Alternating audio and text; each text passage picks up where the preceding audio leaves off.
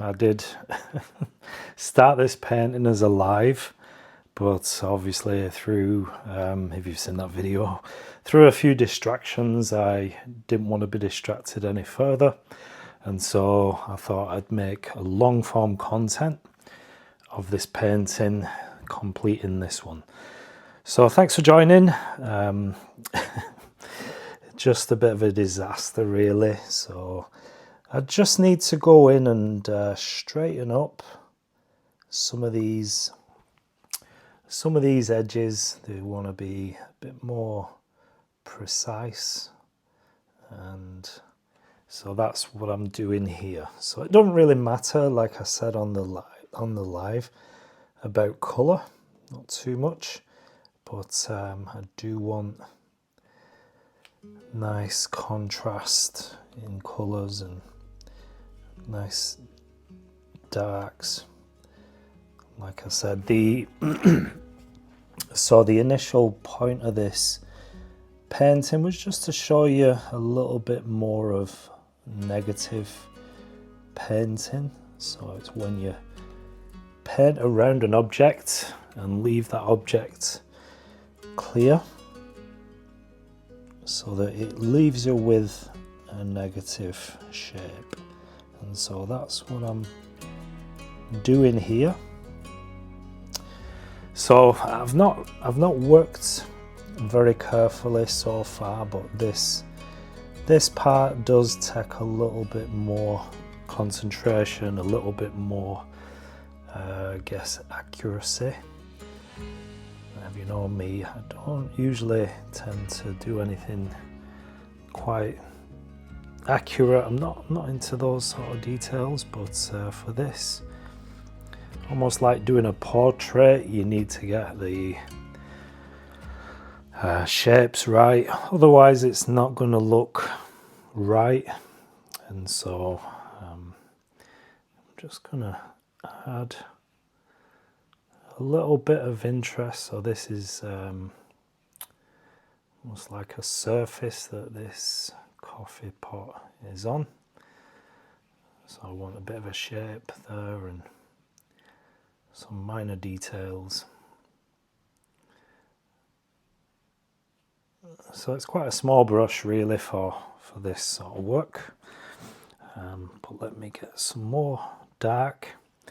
And this is just from my tray. I'm using a Payne's Grey, which I squoze out fresh so that I could get some nice concentrated colour.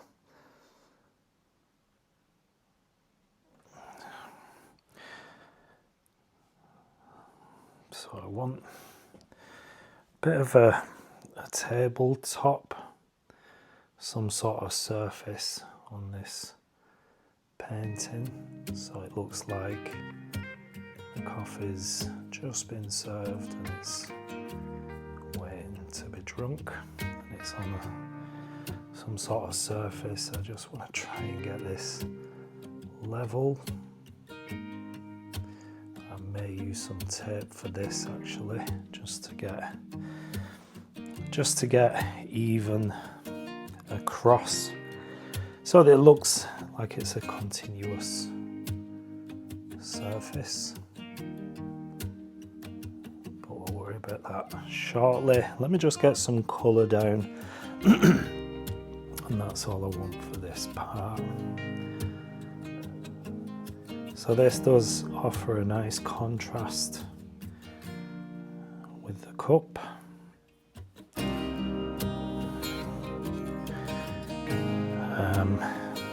See, that doesn't look right. It needs to come up. Can you see the plate's sort of hanging over the edge? So it's my fault for not paying that much attention. So I'm going to go up to the handle, and I am going to switch brushes for this because it's quite a big surface area. So nice and dark. I want that to be filled in quite quickly rather than messing around. So there we go.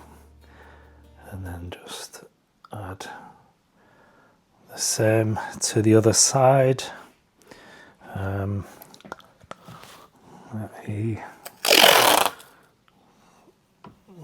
Just so that I know that I'm going straight.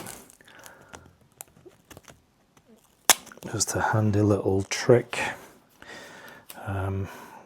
because I can't, I'm not standing back to see anything like that.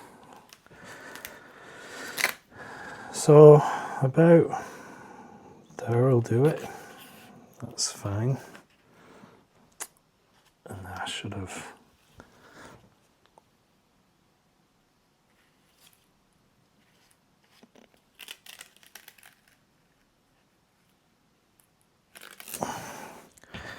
So around there, quite not very good, but it gives me an indication to where to stop. You can see I've already gone over a little bit of the saucer.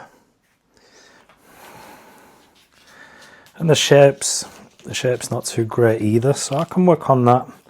I can sort that out as I paint. So in order for me to straighten up, get the plate more sort of accurate, I think I need to come a bit more in on this side. Although the angle of the photograph, it is more of a rounded, and this is more oblong. But I will work on that, so I will correct that, so don't worry too much. Just working on the edge of the handle. You can see this is where I'm going quite carefully now. So I just want a nice clean line, and that's giving me the shape of the handle. Hopefully you can see that, the way it's quite sharp, quite nice. So I want the same on the inside of the handle.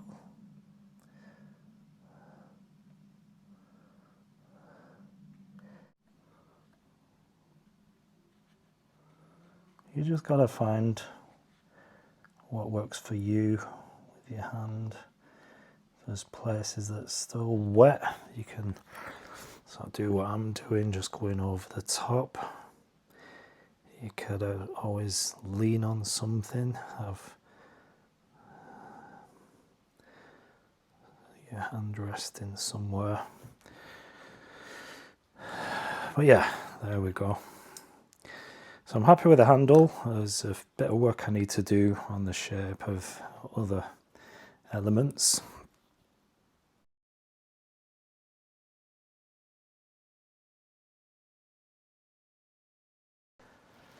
Sometimes it just takes a little bit more concentration. Like I said, I just want to get these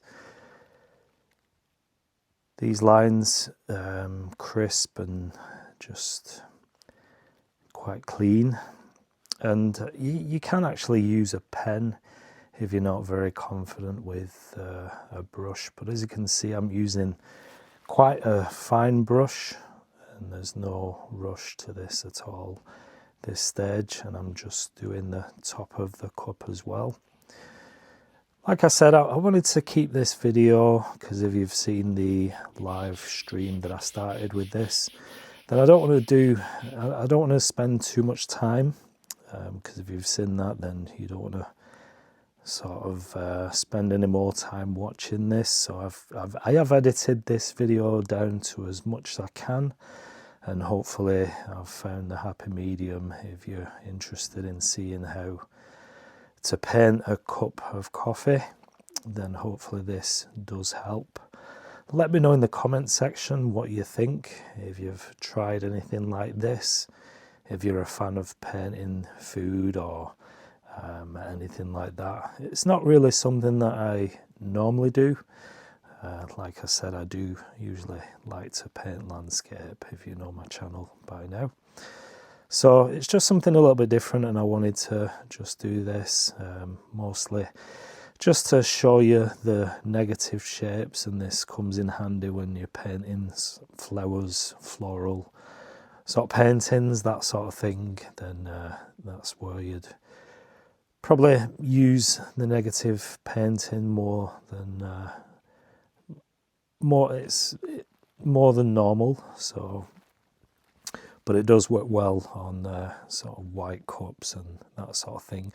So that's why I'm choosing the darker colours in the background. There's no rhyme or reason, I just wanted more sort of contrast, so that white of this painting does pop, it does sort of stand out, and it just offers a nice contrast.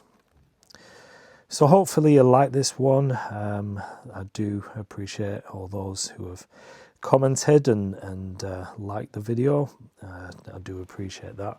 And if you're still not subscribed to my channel, then please do consider subscribing to get more content like this, to be notified. And I do post quite regularly, so yeah. That's it. I'm just removing the tape now just to see the finished painting. But that's it. Hope you like it. Thanks for watching, and I'll see you in the next video.